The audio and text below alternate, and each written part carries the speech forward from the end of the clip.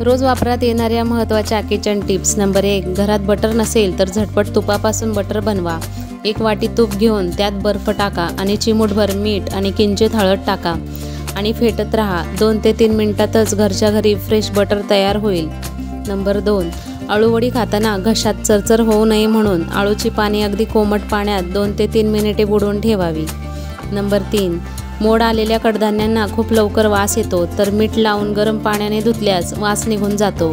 Number 4. लहान मुले पालक, कोबी, फ्लॉवर खात नसतील तर त्यांना भजी बनवून द्यावेत आणि बेसन पिठामध्ये तांदळाचे पीठ घालावे.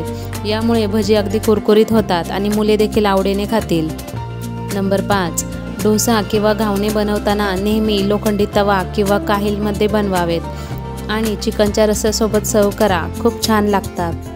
नंबर 6. नवीन काहील किंवा काशाचा तवा घेतल्यावर चिंचेच्या पाण्यात रात्रभर बुडवून ठेवा आणि दुसऱ्या दिवशी दिवसभर तेल लावून ठेवा आणि मग त्याचा वापर करा. याने घावणे टेस्टी होतात. नंबर 7. त्वचेचा काळपटपणा कमी करण्यासाठी मलाई आणि बेसन एकत्र करून तयार पेस्ट चेहऱ्यावर लावल्याने त्वचेवरील टॅनिंग दूर होण्यास मदत होते. नंबर 8. पिकलेली केळी घरात असेल तर फेकून न देता ती स्मॅश करून केसांना लावा. याने केस सिल्की आणि शायनी होतात. नंबर 9. उन्हाळ्याच्या दिवसांमध्ये घरामध्ये खूप मुंग्या होतात. ज्या ठिकाणी मुंग्या आहेत त्या ठिकाणी व्हिनेगर टाकावे. याच्या वासाने मुंग्या दूर पळतात. नंबर 10. भाताच्या कुकरमध्ये भात शिजल्यानंतर पाणी राहिले असेल तर झाकण काढून बारीक गॅसवर ठेवा. याने जास्तीचे पाणी सुकते आणि भात मोकळा होतो. नंबर 11. दही लावण्यासाठी मातीची भांडी वापरा. याने दही घट्ट लागते. नंबर 12. वरईचा भात बनवताना त्यात तूप आणि हिरवी मिरची घाला. याने भात मोकळा आणि चविष्ट होतो. नंबर 13. मलईमधून जास्त तूप काढण्यासाठी त्यात बर्फ घालून मिक्सरला हलवा. याने पटकन लोणी निघते. नंबर 14. फ्रीजमध्ये जास्त दिवस तुपासाठी साय साठवून ठेवू नये, नाहीतर त्याला कडूपणा येतो. नंबर 15. पालेभाज्या करताना लोखंडी कढई वापरा.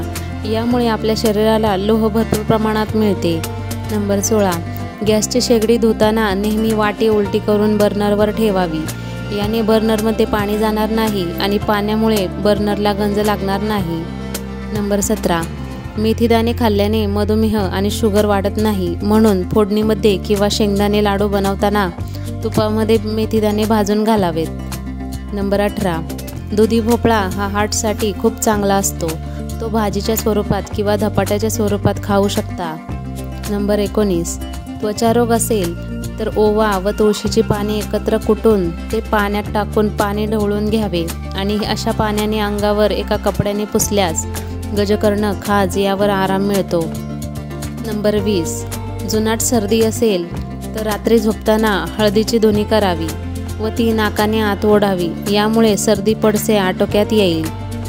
चला तर मैत्रिणींनो, या महत्त्वाच्या किचन टिप्स तुम्हाला आवडल्या असतील तर व्हिडिओला लाईक करा, शेअर करा आणि अशाच नवीन टिप्स बघण्यासाठी चॅनलला सबस्क्राईब करा. पूर्ण व्हिडिओ पाहिल्याबद्दल सर्वांचे मनापासून आभार. धन्यवाद.